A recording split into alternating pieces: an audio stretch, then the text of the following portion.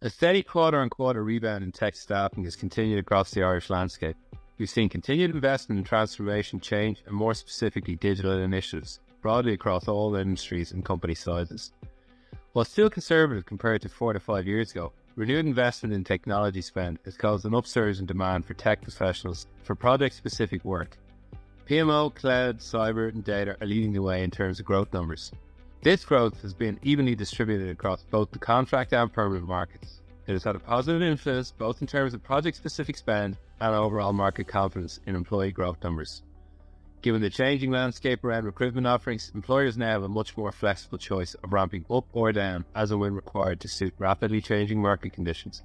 This has resulted in a much more favourable approach than previous years to contract staff and interim workers.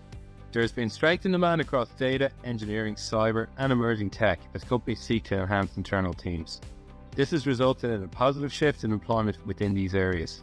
There is a noticeable blend in demand across niche service provisioning and independently built capacity within the banking, SME, and insurance sectors. Due in part to government restrictions around full-time employees, contract tech demand has been consistent throughout 2024 to date. Salaries and day rates have remained strong with full employment. However, increases have slowed among top-end rates.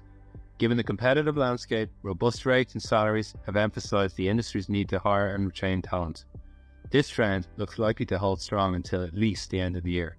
Despite the post-pandemic narrative from news outlets of a growing push, encouragement and mandate for workers to return to office, remote flexibility remains very strong in the tech sector. The most common trend among employers seems to be a 2-day remote, 3-day on-site split. The candidate market in this sector remains steadfast in the response.